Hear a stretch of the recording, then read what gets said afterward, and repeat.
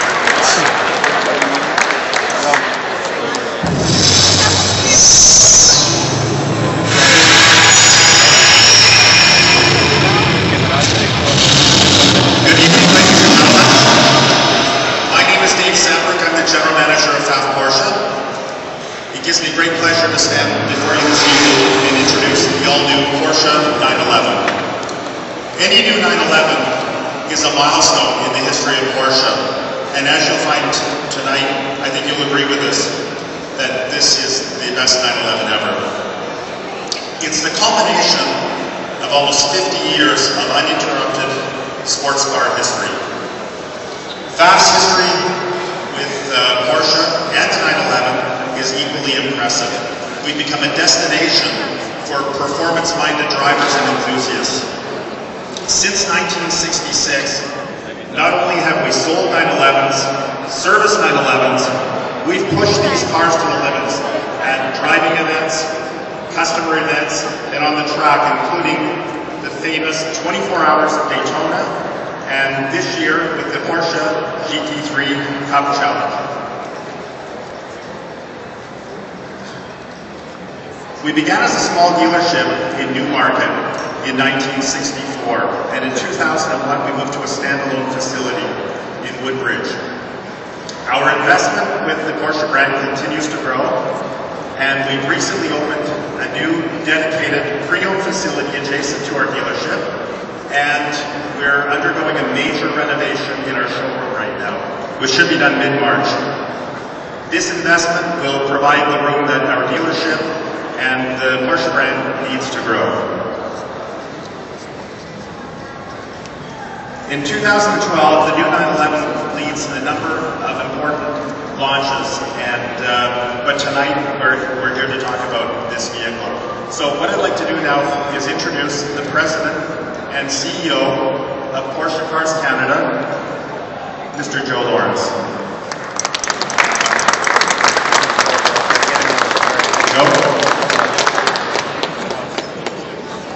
Okay, well, thank you, Dave, and welcome, ladies and gentlemen, to the launch of the 7th generation of the Porsche 911. It's great to have you here tonight. I want to first of all thank Dave Sambrook, General Manager at Pfaff Porsche, as well as the entire Pfaff Automotive team for putting on such a spectacular event this evening, and as well for their commitment to Porsche in terms of building a beautiful new renovation to their Porsche dealership, as well as their contributions in areas like the GT3 Cup Challenge that Dave mentioned earlier. It was a great year for Porsche in 2011. We had record sales not only for Porsche Cars Canada, but also for Pfaff Porsche, and as well for Porsche across the globe. But it will pale in comparison to what we have in store for 2012. As Dave alluded to, we've got an amazing product offensive underway. It starts with the new 911, but that's just the beginning. We'll have a brand new Boxster, all new, mid-summer this year, and then later in September we'll have the first diesel Porsche in Canada, the Cayenne diesel. And if that's not enough, in another month we'll have a younger brother to the Cayenne, which is our best-selling model in Canada, and that'll be called the Cajun. So a lot to look forward to over the years, but what we're here, of course, to celebrate tonight is the new 911. And this is really the core of the Porsche brand. This is the icon of sports cars. And what's so neat about the Porsche 911 is every one of you, I'm sure, here that's invited tonight has a story about a 911. Maybe it was a road trip that you took in a 911. Maybe you had dreamed about a 911 since you were a kid and finally rewarded yourself by getting one. I know for me, my story, my dad had a 1973 Gemini Blue Porsche 911T, and it was the first vehicle that I remember. And it started a lifelong enthusiasm for cars, especially German cars, especially Porsches, and especially Porsche 911s. And that's really what makes this vehicle special as a history. But let's talk about the latest generation. This is the 991 version. That's kind of the code name for the new 911. And what you can see, what strikes you immediately, is that it's instantly recognizable as a 911, and yet the proportions have changed somewhat. There's something different about it. And I can help you a little bit here. It's a longer vehicle.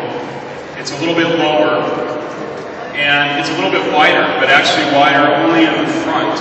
The front track is significantly wider. That helps to reduce the understeer on the vehicle. So, as always, form follows function with Porsche. So, you've also got we mentioned it was longer. Well, it's not longer just to be a bigger car. It's longer because it incorporates a longer wheelbase. But the overhangs are shorter. This all has to do with making what is an incredible driving vehicle an even better driving vehicle going forward. Now let's talk about performance. Performance. This is not the most powerful car in its class. It's 350 horsepower for the Carrera, 400 horsepower now for the Carrera S, so it is more powerful than its predecessor, but it isn't the most powerful car in its class. But what it is the car with the best power-to-weight ratio in its class. And that's classic Porsche. That's what we call Porsche Intelligent Performance. That means doing more with less. And so this is a car that can do 0 to 100 kilometers an hour in 4.1 seconds, and yet in Carrera form, get as good a fuel mileage as 8.7 liters per 100 kilometers. So Porsche managed to make the car powerful, faster, and at the same time more fuel efficient by 16% than its predecessor. How did we do that? Well, part of how we did it was with lighter weight. So the car weighs 40 kilograms lighter than its predecessor, about 100 pounds. We've also got 7-speed transmissions, whether you choose PDK or whether you choose the manual transmission, now 7 speeds. There's also something that we talk a lot about straight line performance, but of course a Porsche is a balanced blend of performance, and what's wonderful about this car is also, of course, the handling.